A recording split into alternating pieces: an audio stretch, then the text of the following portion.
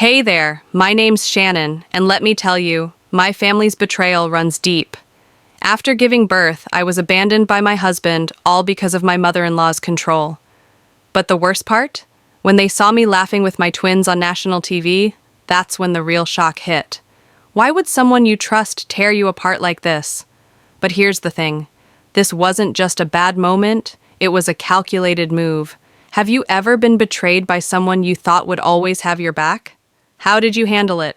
Drop your thoughts in the comments below. I really want to know where you're watching from. Stay tuned because the story gets even crazier from here.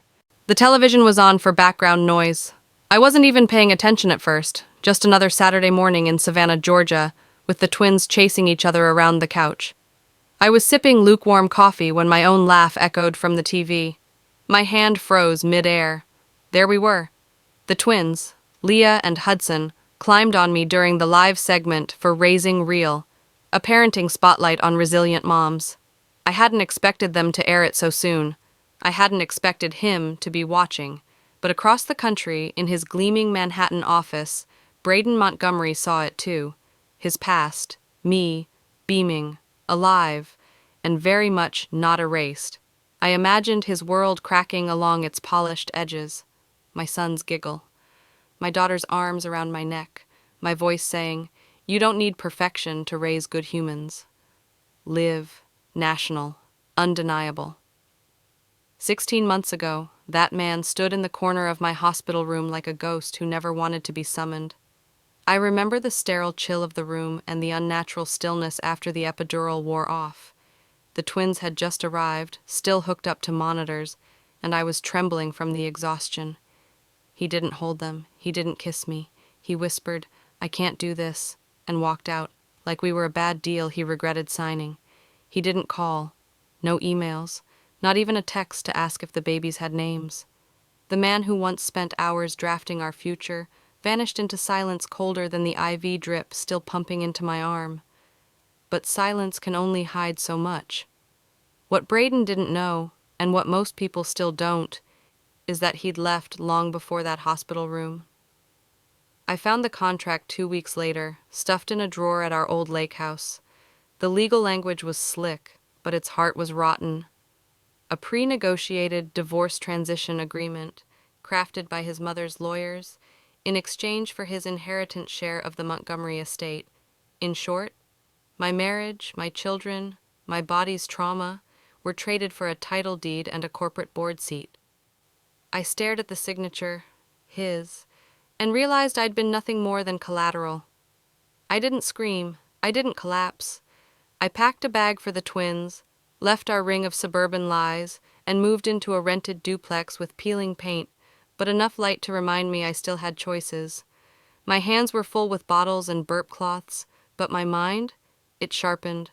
I told myself every night, survival isn't strength, it's the rehearsal for it. Weeks later, I saw a flyer at the co-op, a design grant for single mothers, funded by a local collective. I'd done fashion sketches in another life, back before I traded sketch pads for LeMay's classes. I dug them out, edited them during midnight feedings, and submitted my application the night before the deadline. It wasn't just a file upload, it was a middle finger to every door slammed in my face. So yes, Braden saw me laughing. But it wasn't happiness he saw. It was something rarer. A woman he thought was disposable becoming undeniable. The email came at 2:17 a.m. Subject line blank, sender masked. I should have ignored it. But when you've been betrayed once, paranoia doesn't sleep. I clicked. There it was. A single attachment named confessiondraft.pdf. My finger hovered, shaking. I opened it. The first line read, "Loretta, once the papers are signed, transfer the trust immediately. Keep her in the dark." The breath left my body like I'd been punched. Paragraph after paragraph, Braden and his mother discussed timelines, property titles, risk mitigation. My name was mentioned twice, once as a domestic stability factor, once as a potential reputational leak. Not wife, not mother, just a variable in their power play. I sat back in my chair, nausea rising fast. The walls around me felt like paper, thin, traitorous. All this time, I thought he ran because he panicked. Turns out, he calculated. I wasn't just left behind. I was removed. 16 months ago, I had begged our attorney, Rhonda Webb, to push back on custody clauses that made no sense. She'd blinked too slowly, smiled too much, said, "Let's not provoke unnecessary resistance." Back then, I thought it was diplomacy. Now, it looked a lot like deception. I opened a file from that period, flipping through notes with Rhonda's initials scrawled like careless signatures.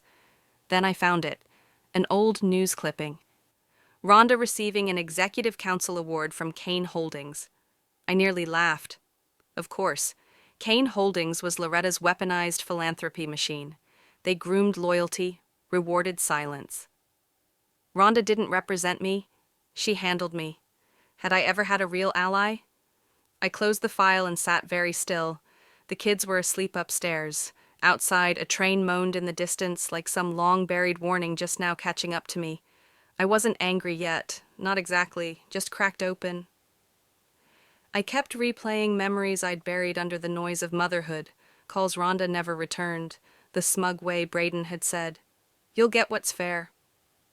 Fair. I opened my old iPhone, the one I used before everything collapsed. One voice recording blinked in the archive.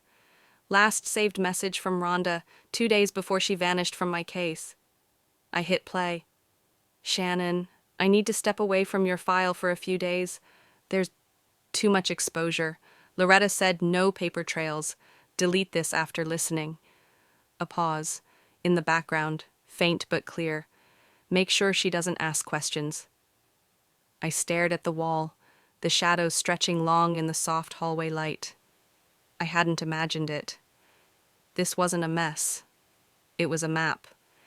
And every step I'd taken had been drawn for me, by people who smiled while selling me off. But that map? I could burn it. The audio hissed faintly as I boosted the volume, fingers trembling over the worn speaker grill. I had listened to this message from Rhonda before, so many times I could quote it in my sleep. But today, something slipped past the grief and landed deeper. When I isolated the background noise, slowed it down, filtered the static, the words came clear. Loretta said no paper trails. My hand clenched into a fist before I knew it. It wasn't just betrayal. It was orchestration. I wasn't blindsided. I was ambushed by people who wore polished smiles and spoke like family. Braden hadn't just let me down. He delivered me. I pushed the phone away like it had scorched me, stood too quickly and nearly knocked over my mug. Coffee sloshed across the table and dripped to the floor, each drop louder than it should have been. That's when my phone buzzed again. My friend Monica had texted only 2 words. "You okay?" Then the link came. A clip. 34 seconds. Captioned, "Mother of the Year walks out on toddler in grocery store." My blood ran cold. I tapped play. There I was. At least, it looked like me. Storming out of a store aisle while a crying toddler reached after me. The video was grainy, but the woman had my face, my jacket, my hair. The timestamp read 2 weeks ago. Location, Dallas. I hadn't left Georgia in months. It was fake. All of it. Fabricated pixels and synthetic fury. But it was enough. My breath caught in my throat as I watched myself walk away from that child, heard the hissed, "disgusting," from someone off screen. Within an hour, my inbox had 20 messages. Not support, accusation. The parenting group I moderated posted a statement. Effective immediately, Shannon Carter is no longer affiliated with our organization. We do not condone neglect. My youngest school emailed, "Due to concerns raised by several parents, we ask that you avoid attending pickup inside the building." At the park, 2 mothers I used to chat with pulled their kids away like mine were contagious. One of them said, not quietly, "I thought it was just a divorce. Turns out it's deeper than that." I couldn't cry. I couldn't scream. I sat on the edge of my bed that night and stared at the mirror like it was someone else's reflection. How do you defend yourself against a lie that looks like your truth? Even my own children seemed wary. My son asked, "Mommy, Why are people mean to us now? I told him they were confused, but inside, something darker bloomed. I went digging. I traced the video to its original post, an anonymous account with 0 followers and a single upload. When I tried to message, I was already blocked. But one comment was left. Cain makes the dirt clean. Cain. My eyes burned as the pieces clicked together. Loretta didn't just want me gone. She wanted me unmade, erased, rewritten, but she forgot one thing. I remember. The cafe smelled like burnt cinnamon and laptop heat. My cousin Levi tapped away at his keyboard, eyes narrowed, fingers moving like they were chasing ghosts through code. I sat across from him, nursing a lukewarm chai I'd barely touched. There, he said.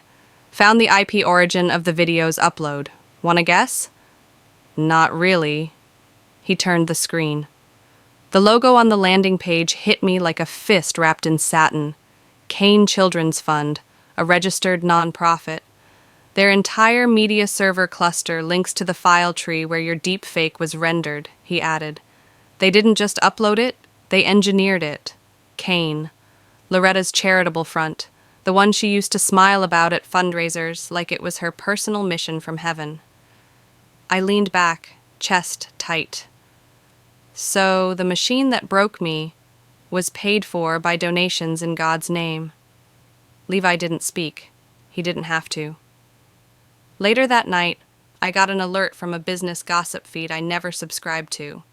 The headline read, Power Move, Braden Carter engaged to Sinclair heiress. My breath hitched. Maribel Sinclair. Pristine, porcelain-skinned, photogenic in that cold sort of way. I remembered the whispers years ago. The Sinclairs only marry inward. They don't blend bloodlines, they curate them. I dug. Found the prenup draft. Its effective date, 3 months before Braden left me in that hospital bed. I scanned down, past the clauses about estate protections and succession conditions, until I hit the sentence that flipped my stomach. Inheritance eligibility is contingent upon the full severance of prior domestic entanglements and legal dependents not born of Sinclair lineage. We weren't a mistake. We were a liability. And Braden cleaned house. I sat on my bedroom floor for what felt like hours, papers spread out like casualties. I wasn't crying. I was calculating. The next morning I called an estate attorney, one of the last my father once trusted. Her tone was clipped. Miss Carter, unfortunately your children are considered non-marital under Georgia Estate Code's post-engagement declaration.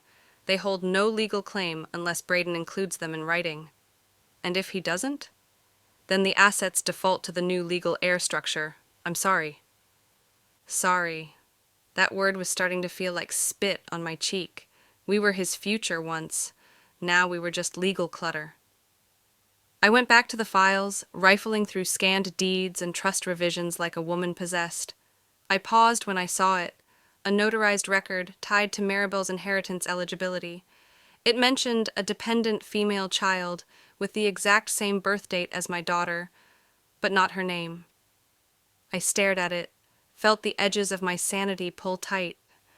Someone had started rewriting my daughter out of existence. No, not just rewriting, replacing. I stared at the words like they'd been carved into my skin.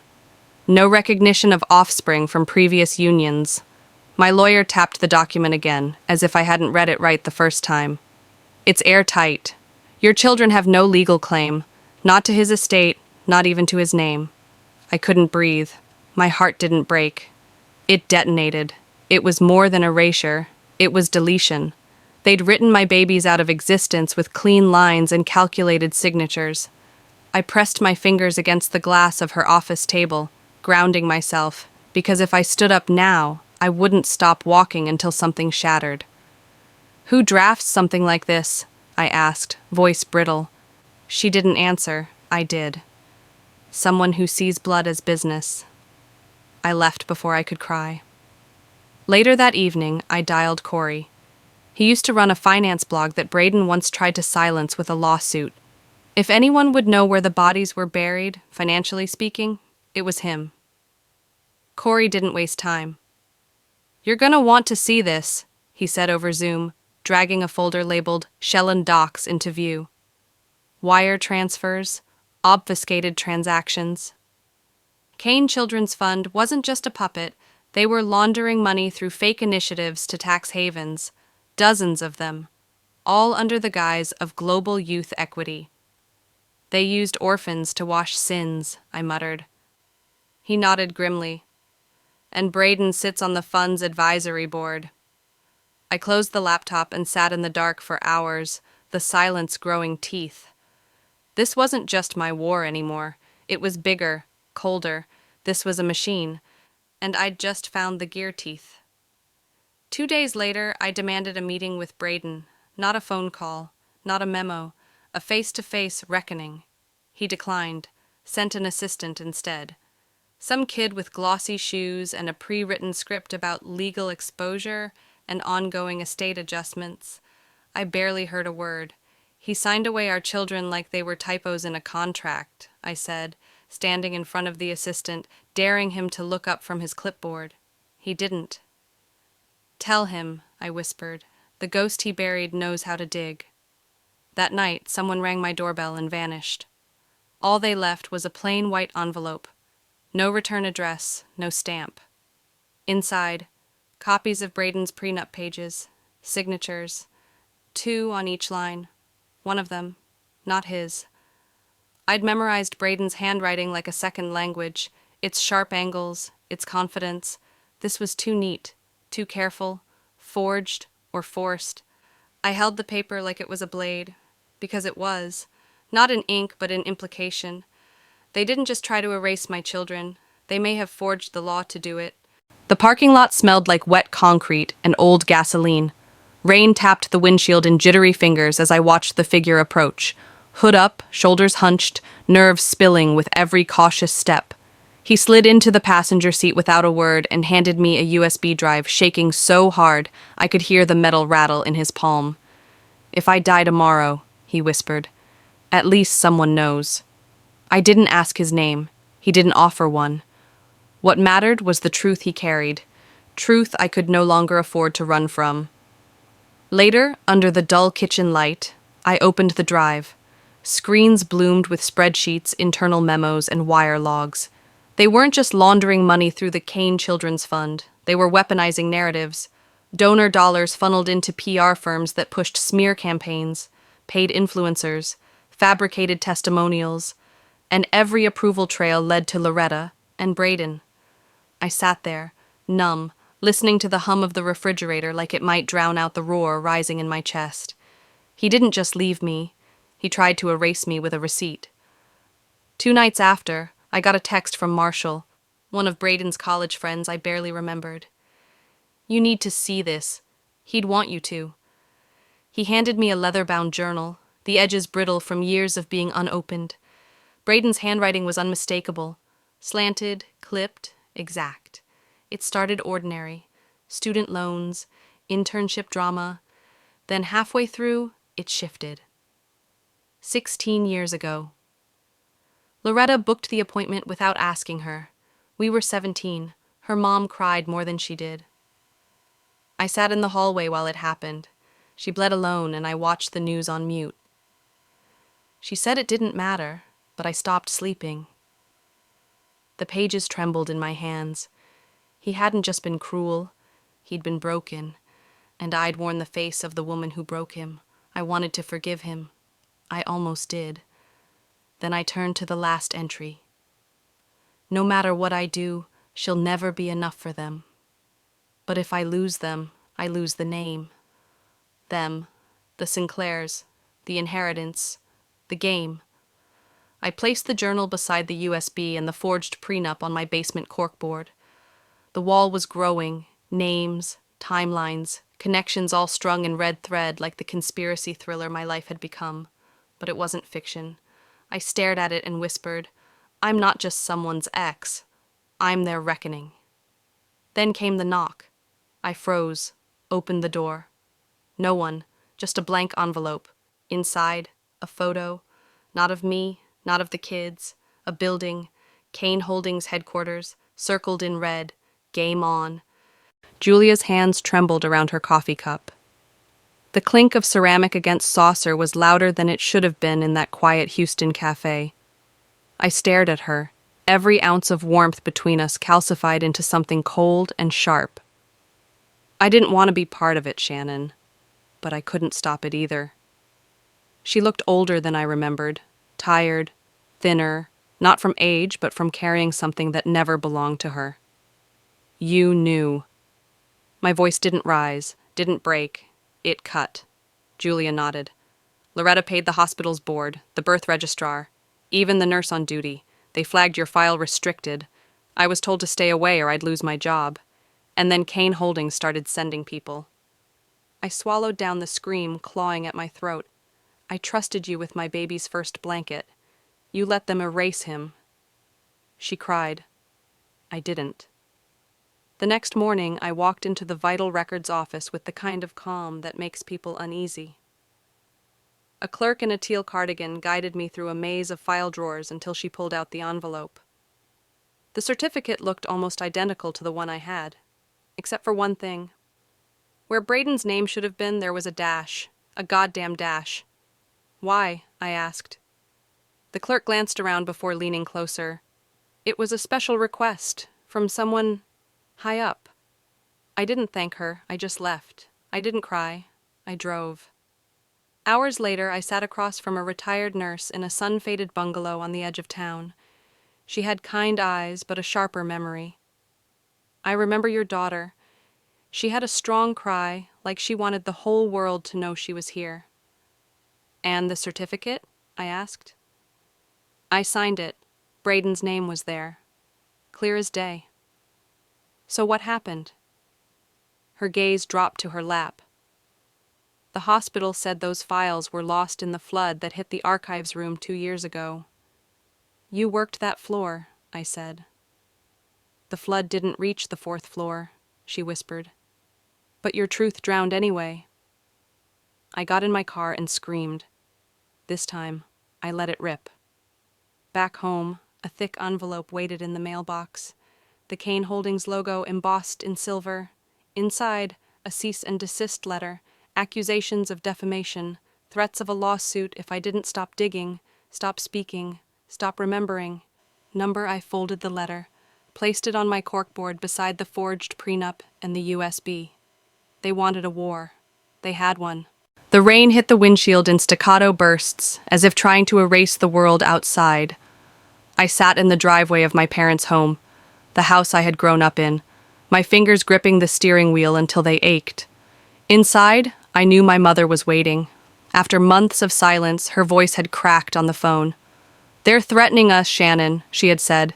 Packages, phone calls at night, dead animals. You need to come home. I could hear it in her voice, the fear I thought I had left behind, creeping back in like an old ghost. I opened the door and stepped out into the wet evening. The sky was thick with clouds, the air heavy with the scent of rain-soaked earth. My mother was sitting at the kitchen table, her hands wrapped around a mug, eyes red from lack of sleep. They've been threatening us for months, she said quietly. I thought it was just a coincidence at first, but it's not. They know everything about us. I sat down across from her, my mind racing. Who? I asked, my voice dangerously calm. Loretta, she whispered, the name like poison on her tongue. She's not done with you, Shannon. She's trying to destroy everyone connected to you. I felt the rage boil up inside me, cold and sharp. I thought she was done when she broke my marriage, but she wanted to break the people who made me.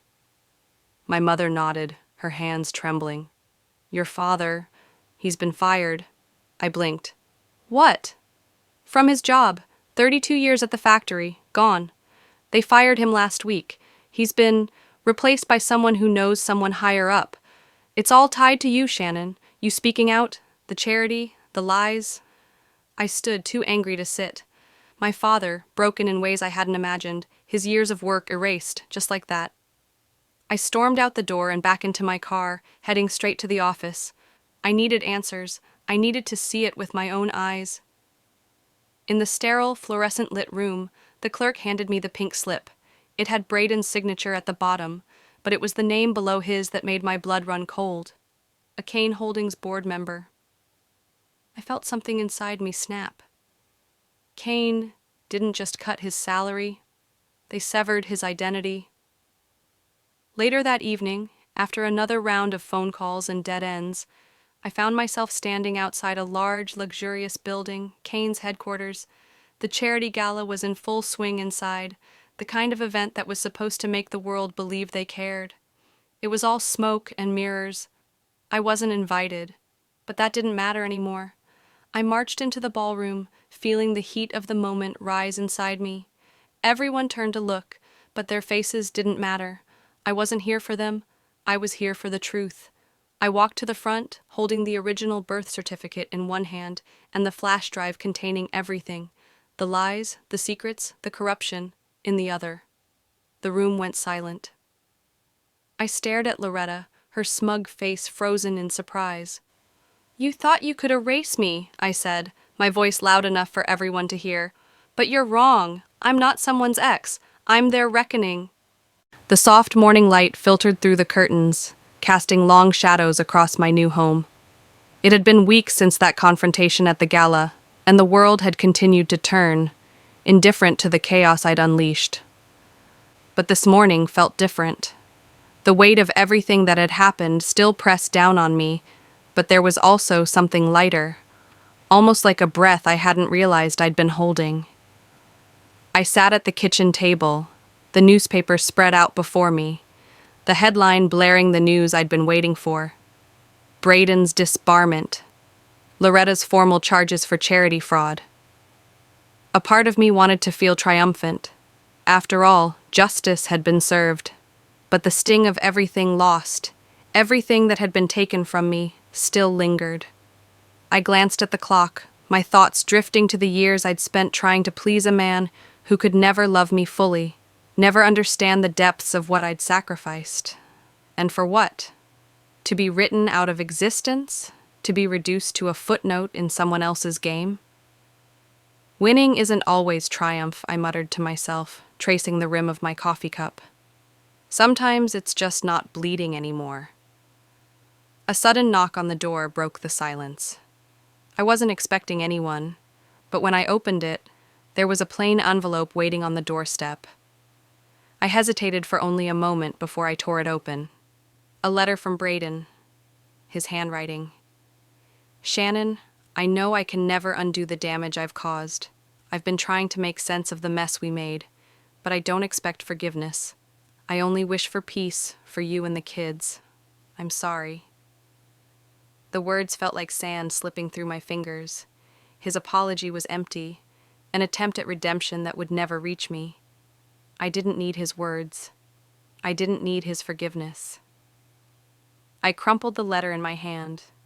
My throat tightened as I walked to the kitchen sink and lit the paper aflame, watching it curl and shrink into nothing. Closure isn't in their words, it's in my silence. The ashes swirled in the air as they fell into the jar, a quiet memorial to the life I had once envisioned. I sealed the lid tightly, labeling it with the date I left the hospital alone. Later, as the sun began to set, I stood in front of my computer, the cursor blinking at the screen. I had signed up for night classes in early childhood psychology. I had already been invited to speak at a local survivors group meeting. The pieces were coming together, slowly but surely. I smiled as I received a message from someone I didn't know. The woman had seen my face on the broadcast months ago. "Your smile saved me," she wrote. "I've been following your story ever since." It felt like a strange kind of redemption. If my pain had to be public, I'd rather it carry light than darkness. I tucked my daughter into bed that night, brushing her hair back from her forehead. She closed her eyes, humming softly, her small hand gripping mine. "Is Daddy coming back?" my son asked, his voice small in the quiet room.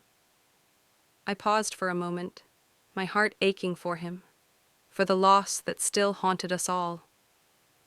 "No, honey," I said, smoothing his blankets. "But we're moving forward." I kissed him gently on the forehead before turning off the light. As I stood in the doorway, I whispered to myself, Some people chase peace, others become it. As I reflect on everything that's happened, I realize that sometimes true strength isn't about how much we fight, but how much we learn to heal. It's about knowing that no matter how broken you feel, you can still rise. Life might hand us a deck of cards we never asked for, but it's up to us how we play them. The key is to find your own voice, even when others try to silence you. We all face battles in our lives. Sometimes they are personal, sometimes they're systemic. But we have the power to stand tall, take back our worth, and pave a new path forward. So, I ask you, what's the one thing you're letting go of today that's been holding you back? Drop your thoughts below. I'd love to hear your story. If this video spoke to you, please give it a thumbs up, comment with a number 1, or share where you're watching from. And if you haven't already, don't forget to subscribe for more inspiring stories. We're in this together. Thanks for watching, and I'll see you in the next one. Stay strong, stay true.